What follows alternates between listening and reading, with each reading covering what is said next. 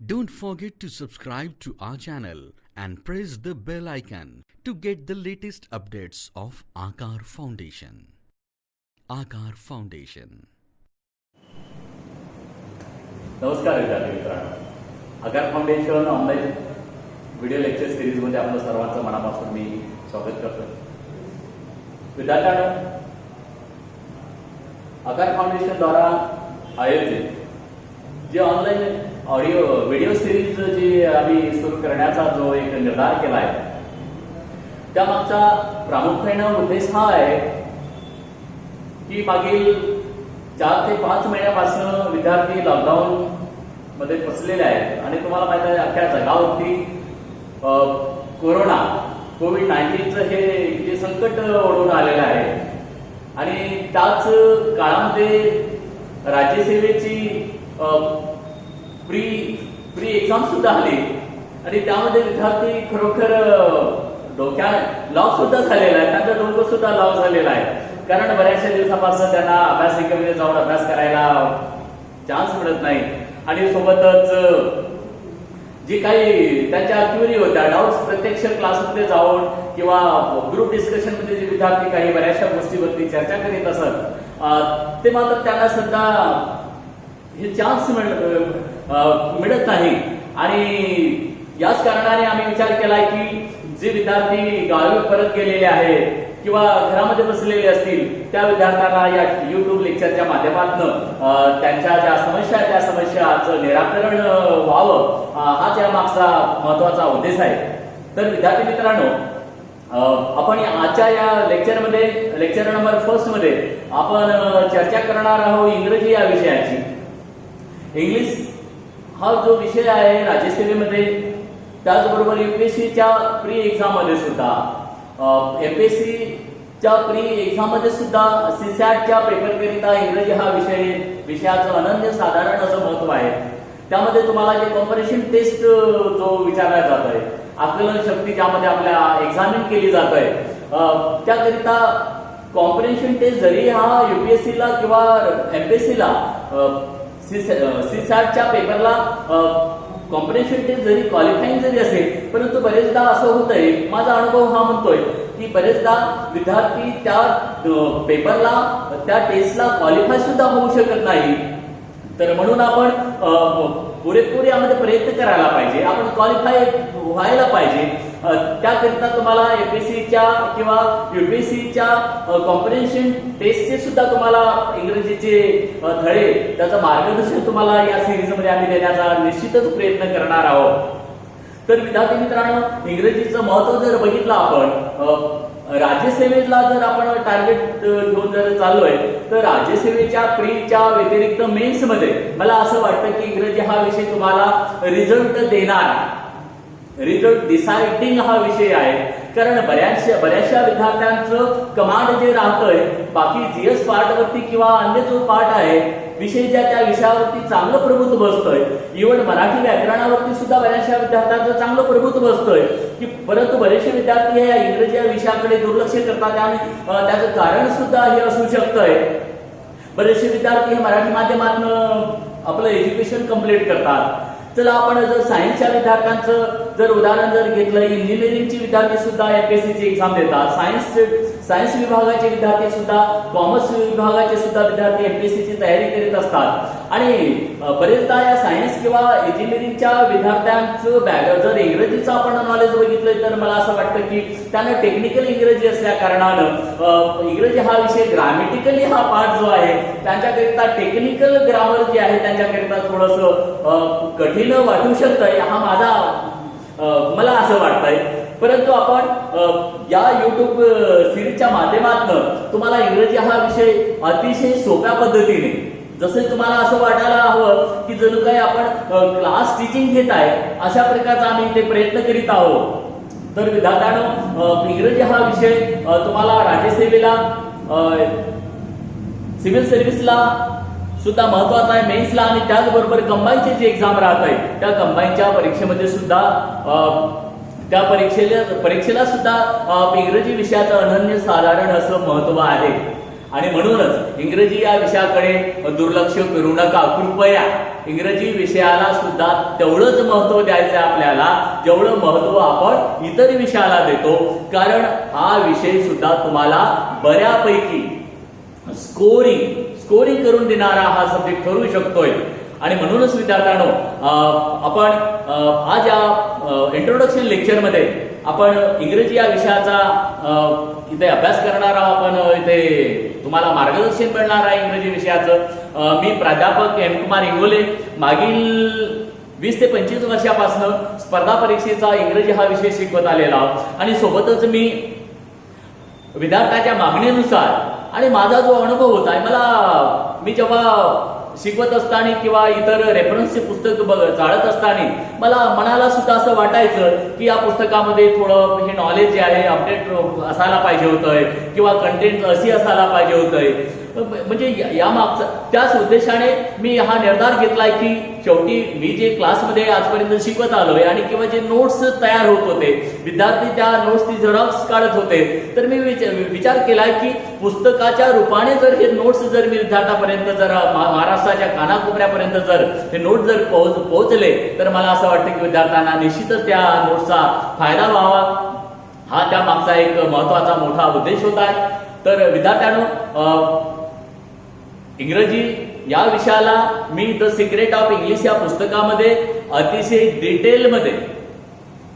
Detail म्हणजे जेणेकरून तुम्हाला राज्यसेवेचा अभ्यास करीत असताना इंग्रजी पर्टिक्युलरली इंग्रजी विषयाचा अभ्यास करण्यासाठी तुम्हाला हवे असणारे अपेक्षित असणारे प्रश्न, म्हणजे तुमच्या मनामध्ये दडलेले जे प्रश्न आहे की या पुस्तकामध्ये अशा प्रकारचा प्रश्न असायला पाहिजे होता आहे, तोच प्रयत्न मी तिथे केलेला आहे. आणि निश्चितच मला असं वाटतंय की इतर पुस्तक सुद्धा तुम्ही वाचावं, हे माझी ॲडवाइस आहे तुम्हाला. इतर सुद्धा पुस्तकाला तेवढंच महत्व द्यावं, परंतु त्याच पुस्तकासोबतच जर तुम्ही का द सिक्रेट ऑफ इंग्लिश हे पुस्तक जर तुम्ही रीड केलंय, मला असं वाटतंय की निश्चितच तुम्हाला राज्यसेवेमध्येच नव्हे तर इतर ज्या महाराष्ट्र लेवलच्या परीक्षा असेल किंवा स्टाफ सिलेक्शन लेवलची जरी एक्झाम आपण जर तयारी करीत असाल तर त्या परीक्षेकरिता सुद्धा ही जी पुस्तक आहे द सिक्रेट ऑफ इंग्लिश ही तुम्हाला फार युजफुल ठरणार आहे. तर निश्चितच तुम्ही विद्यार्थ्यांनो द सिक्रेट ऑफ इंग्लिश हे पुस्तक निश्चित रीड करा. तर विद्यार्थ्यांनो, आजच्या या लेक्चरमध्ये आपण बिलकुल एक बेसिक नॉलेज, फंडामेंटल इंग्लिश ज्याला म्हणतोय आपण, इंग्रजी या भाषेचं जर आपण बिगिनिंग पासून आपण जर सुरू केलंय किंवा बेसिक ज्या काही गोष्टी असतात त्या बेसिक गोष्टी जर आम्हाला माहित असेल तर मला असं वाटतं की आपण इंग्रजी या विषयाचा स्टेप बाय स्टेप चांगल्या प्रकारे आपण अभ्यास करू शकतोय. तर विद्यार्थ्यांनो, आज आपण या ठिकाणी अगदी थोडक्यामध्ये जे फंडामेंटल किंवा बेसिक ज्या कॉन्सेप्ट आहे किंवा बेसिक ज्या गोष्टी आहेत त्या आधारावरती, ज्या बेसवरती राज्यसेवेमध्ये किंवा परीक्षेमध्ये प्रश्न विचारल्या जाऊ शकतात, त्या गोष्टीचं आपण इथे अगदी थोडक्यामध्ये आपण डिस्कशन करणार आहोत. आणि विद्यार्थ्यांनो, आजच्या या लेक्चरमध्ये आपण डिस्कशन करणार आहोत पार्ट्स ऑफ स्पीच, शब्दाच्या जाती. You know very well that in English language there are 8 parts of speech. in मराठीमध्ये सुद्धा शब्दाच्या 8 जाती आहेत. त्याचप्रमाणे इंग्रजीमध्ये सुद्धा शब्दाच्या 8 जाती आहेत. ह्या शब्दाच्या जाती काय असतात? जेव्हा आपण एखाद्या वाक्याची रचना करतो किंवा बोलत असताना किंवा लिहित असताना जेव्हा वाक्यामध्ये प्रयोग होणारे विभिन्न प्रकारचे जे शब्द असतात ते शब्द भिन्न जातीचे असतात आणि त्या भिन्न जातीच्या शब्दावरून बनलेलं एक वाक्य असतं आणि त्या वाक्यामध्ये उपयोगात येणारे जे शब्द आहेत त्या शब्दालाच आपण म्हणतोय पार्ट्स ऑफ स्पीच. ओके, तर विद्यार्थ्यांनो, there are 8 parts of speech आणि त्यापैकी आपण याचे काइंड जर बघितले, 8 काइंड जर बघितले तर यामध्ये पहिल्या क्रमांकाला आपण बघूया नाव. पार्ट्स ऑफ स्पीचचा पहिला प्रकार आहे नाव. सो डिअर स्टुडंट्स, आपण प्रयत्न करूया. व्हॉट्स मीन बाय नाउन? नाउन काय असतं? Noun is a word which is used to denote a name of a person, which is used to denote a name of a thing, which is used to denote a name of place, which is used to denote a name of an animal also, that's called noun. थोडक्यामध्ये जर बघायचं असेल, एखाद्या व्यक्तीकरिता, वस्तूकरिता, प्राण्याकरिता किंवा एखाद्या स्थळाकरिता या नावाला संबोधित करण्याकरिता वापरला जाणारा शब्दच म्हणजे नाउन.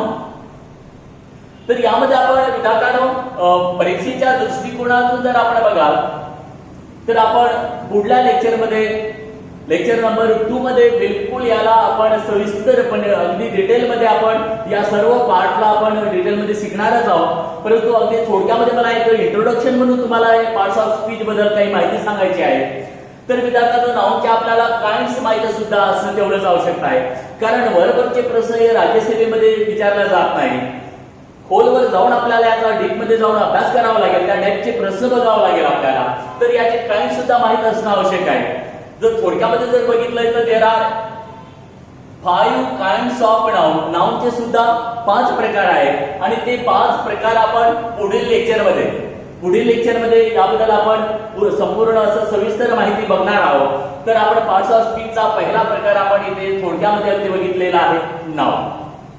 त्यानंतर पार्ट्स ऑफ स्पीचचा शब्दाची दुसरी जी जात आहे ती आहे प्रोनाउन, ज्याला आपण मराठीमध्ये म्हणतोय सर्वनाम. काय असतंय सर्वनाम? Pronoun is a substitute of a noun. Pronoun जे असतंय ते एका नाउनचं सबस्टिट्यूट वर्ड राहत आहे. अकॉर्डिंग टू रेनान मार्टिनने याला डिफाइन केलेलं आहे. Pronoun is a word which is used instead of a noun. जो शब्द नामाऐवजी वापरला जातोय त्या शब्दाला आपण सर्वनाम असे म्हणतोय. माझा प्रश्न आहे की सर्वनामाचा वापर का केला जातोय? Pronoun is used to avoid the repetition of a noun. Pronoun जो वापरला जातोय ती नामाची जी पुनरावृत्ती होत आहे त्या पुनरावृत्तीला अवॉइड करण्याकरिता ज्या शब्दांचा वापर केला जातोय त्याला म्हटलं जात आहे प्रोनाउन म्हणजेच सर्वनाम. तर विद्यार्थ्यांनो पार्ट्स ऑफ स्पीचचा तिसरा प्रकार आपण बघूया. पहिला प्रकार बघितला आपण नाउन, सेकंड प्रोनाउन. नोट करून घ्यायचं तुम्ही, कारण पुढील लेक्चरमध्ये तुम्हाला ही जी लिस्ट आहे ही लिस्ट तुम्हाला एक इंडेक्स बनवून पुढे आपल्याला सोबतच या युट्यूबच्या लेक्चर सोबतच तुम्हाला स्वतःचे नोट्स सुद्धा कॅरी करायचे आहे. तर दुसरा प्रकार pronoun. Third type that is adjective. तर विद्यार्थ्यांना ऍडजेक्टिव्ह म्हणजे काय? ऍडजेक्टिव्ह म्हणजे विशेषण. मराठीमध्ये याला विशेषण म्हटलं जातं. विशेष माहिती सांगणारा शब्द म्हणजेच adjective. But in English language which word tells something more about noun or pronoun in the given sentence, that's called adjective. That means in short मध्ये जर बघायचं झालं, adjective which word modifies noun or pronouns in the given sentence. दिलेल्या वाक्यामध्ये noun किंवा प्रोनाउनला modify करणारा शब्द म्हणजे त्या नामाविषयी, त्या नाउन विषयी, त्या सर्वनामाविषयी म्हणजे प्रोनाउन विषयी काही विशेष माहिती सांगणारा शब्द जो असतोय तो म्हणजे ऍडजेक्टिव्ह असतो. तर विद्यार्थ्यांनो आपल्याला इथे सुद्धा आपल्याला ऍडजेक्टिव्हचे व्हेरियस जे काइंड्स आहेत ते काइंड सुद्धा आपल्याला शिकणं फार आवश्यक आहे, कारण तुम्हाला एक्झाम मध्ये ऍडजेक्टिव्हची डेफिनेशन वगैरे कदाचित विचारल्या जाऊ शकतंय, नाहीच्या बरोबर आहे. परंतु आपल्याला निवड डेफिनेशन येऊन चालणार नाही, तर त्या ऍडजेक्टिव्हचे जे काइंड्स जे आहेत त्याचे युजेस जे आहेत ते युजेस सुद्धा आपल्याला माहित असणं तेवढंच महत्वाचं आहे. याच ठिकाणी प्रोनाउनचे सुद्धा जे 9 टाइप्स जे आहेत ते प्रोनाउनचे 9 टाइप्स सुद्धा आपण जसे जसे आपले लेक्चर ही जी सिरीज जी आहे ती सिरीज पुढे चालणार, त्यामध्ये आपण प्रत्येक पार्टला आपण अगदी सविस्तरपणे शिकणार आहोत. तर प्रोनाउनचे सुद्धा आपल्याला काइंड्स शिकावं लागेल. त्याचप्रमाणे ऍडजेक्टिव्हचे सुद्धा काइंड्स आहेत. ऍडजेक्टिव्हचे काइंड सुद्धा आपण पुढे लेक्चरमध्ये तुम्हाला शिकायला मिळेल. तर विद्यार्थ्यांनो पार्ट्स ऑफ स्पीचचा नेक्स्ट जो पार्ट आहे तो आहे verb. Very important. Verb, that is somewhat very important word. म्हणून मी म्हणते verb is the heart. Verb is the heart of the sentence. Sentenceचा हार्ट राहत आहे, हृदय राहत आहे verb. It is called an action word. It is called an action word. That means which word denotes an action in the given sentence. जो शब्द दिलेल्या sentence मध्ये क्रियेला दर्शवितो, जो शब्द वाक्यामध्ये एखाद्या क्रियेला दर्शवितो त्या शब्दाला म्हटलं जातं क्रियापद म्हणजेच वर्ब. ओके, तर विद्यार्थ्यांनो ऍक्च्युली वर्बचं पोस्टमॉर्टम आपण पुढील लेक्चरमध्ये करणारच आहोत की वर्बची उत्पत्ती कशी झाली, कोणत्या भाषेमधनं वर्ब हा शब्द आलेला आहे किंवा नाउन हा शब्द कुठून आलेला आहे, याबद्दल आपण सविस्तर पुढील लेक्चरमध्ये चर्चा करणार आहे. तर थोडक्यामध्ये अगदी मी तुम्हाला सांगण्याचा ही लिस्ट जी आहे, टाईप्स जी आहे ती अगदी थोडक्यामध्ये तुम्हाला सांगण्याचा मी प्रयत्न करीत आहे. तर अशा प्रकारे पार्ट्स ऑफ स्पीचचा चौथा प्रकार जो आहे तो आहे वर्ब. तर विद्यार्थी मित्रांनो, यानंतर next type of parts of speech that is adverb, ज्याला मराठीमध्ये म्हटलं जातंय क्रिया विशेषण. क्रियापद, वर्ब आणि ऍडवर्ब, क्रिया विशेषण. That means which word modify, जो शब्द मॉडिफाय करतो. आजपर्यंत आम्हाला एक शॉर्ट मध्ये डेफिनेशन कुठेतरी वाचायला मिळाली की जो शब्द क्रियेविषयी विशेष माहिती सांगतो त्याला क्रियाविशेषण असे म्हणतात, परंतु इनकम्प्लीट डेफिनेशन झाली. आता आपण एक कम्प्लीट डेफिनेशन बघूया. Which word modifies verb as well as adjective and adverb also. जो शब्द क्रियेला तर मॉडिफाय करतो म्हणजे क्रियेबद्दल काही विशेष माहिती तर सांगतो, परंतु क्रियाबद्दल सुद्धा, वर्ब बद्दल विषयी सुद्धा अधिक माहिती सांगतो. एवढंच नव्हे, तो एक ऍडवर्ब दुसऱ्या ऍडवर्ब विषयी सुद्धा अधिक माहिती सांगतो. In short, which word modifies verb as well as, जो शब्द क्रियेविषयी माहिती सांगतो त्याला तर क्रियापद म्हटलं जातंय, परंतु त्याचबरोबर तो शब्द वाक्यामध्ये एखाद्या विशेषणाला सुद्धा मॉडिफाय करतोय, विशेषणाविषयी सुद्धा अधिक माहिती सांगतोय. एवढंच नव्हे तर एखाद्या ऍडवर्बला सुद्धा तो मॉडिफाय करतोय.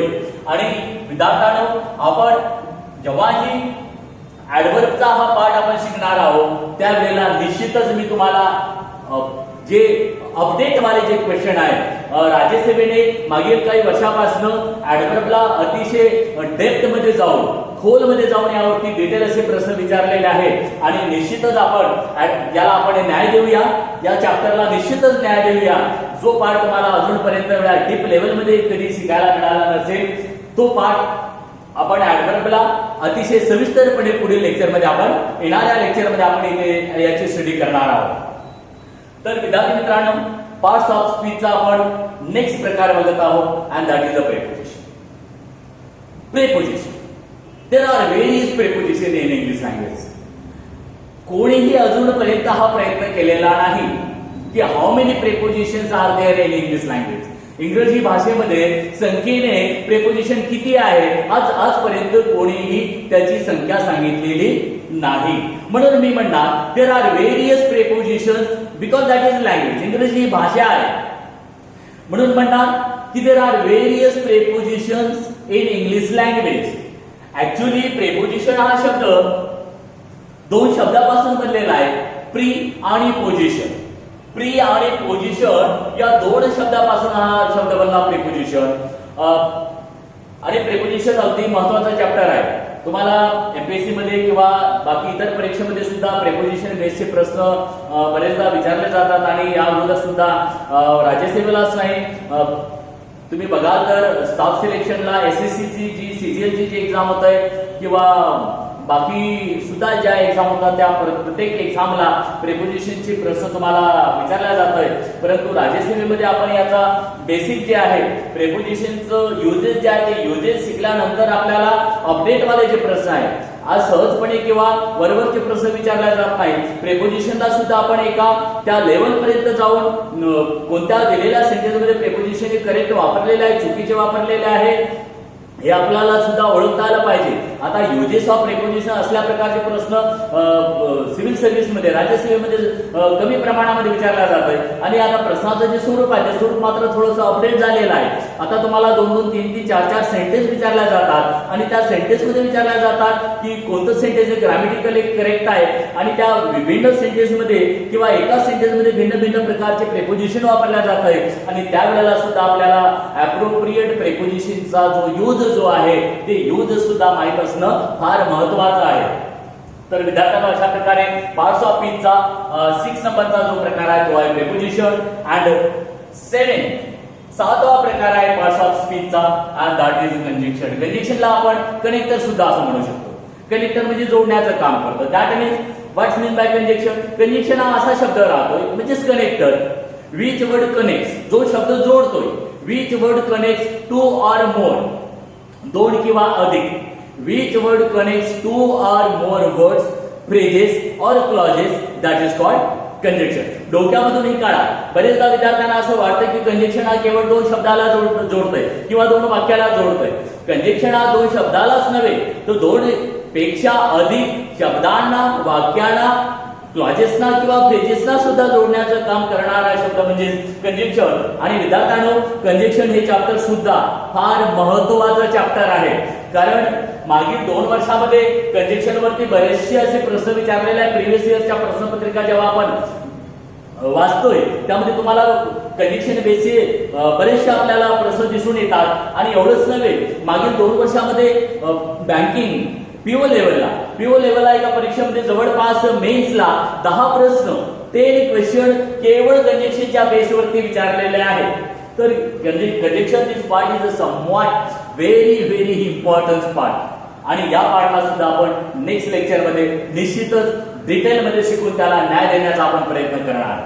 तर विद्यार्थ्यांनो आता बघूया आपण पार्ट्स ऑफ स्पीचचा शेवटचा प्रकार अँड दॅट इज इंटरजेक्शन. इंटरजेक्शनला आपण राज्यसेवेचा अभ्यास करण्याकरिता मात्र इंटरजेक्शनला सुद्धा आपण डिटेलमध्ये काय शिकूया. त्याचे एक्सप्रेशन जे राहतं त्यामध्ये कोणत्या भावनेला प्रकट करण्याकरता कसल्या प्रकारचा सिम्बॉलिक हा शब्द किंवा एक्सप्रेशनचा हा शब्द वापरला जातोय या अगोदर विचारलेले आहे प्रश्न. म्हणून या चॅप्टरला सुद्धा इंटरजेक्शनला सुद्धा आपण डिटेलमध्ये शिकण्याचा आपण प्रयत्न करूया. तर अगदी थोडक्यामध्ये बघूया इंटरजेक्शन म्हणजे काय होतंय. Interjection is a word. Interjection हा असा शब्द राहतो which word is use to express our feeling. पुन्हा ऐकून which word is use to express our feeling. परंतु कसल्या प्रकारची फिलिंग? Is sudden feeling. अचानक निर्माण होणारे जे भाव किंवा विचार जे असतात त्या विचारांना प्रकट करण्याकरिता ज्या शब्दांचा वापर केला जातोय त्या शब्दांना म्हटलं जातं इंटरजेक्शन. तर विद्यार्थ्यांनो यामध्ये उदाहरण जर घ्यायचं झालं तर यामध्ये हुर्रे झालंय, अलास, ब्रॅव्हो, आहा, ओहो, जसं मराठीमध्ये आपण म्हणतो अरे चा, ओके, ओहो. तर आपण पुढील लेक्चरमध्ये याला अगदी डिटेलमध्ये आपण सविस्तरपणे आपण इथं शिकणारच आहोत. तर विद्यार्थ्यांनो आजच्या या लेक्चरमध्ये इंट्रोडक्शन लेक्चर होत आहे आणि तुम्हाला या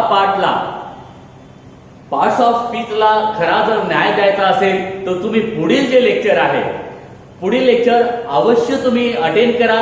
युट्यूबवर जाऊन आकार फाउंडेशनचं जे चॅनल आहे त्यामध्ये तुम्ही जाऊन सबस्क्राईब करा. तुम्हाला निश्चितच जो गॅप पडला तुमच्या अभ्यासामध्ये किंवा ज्या विद्यार्थ्यांनी अजूनपर्यंत कसल्याही प्रकारचे क्लास अटेंड केले नसेल, मी विश्वासाने तुम्हाला सांगू इच्छितोय की तुम्हाला कसल्याही प्रकारची क्लास टीचिंग म्हणजे क्लासमध्ये जाऊन लेक्चर अटेंड करण्याची आवश्यकता पडणार नाही.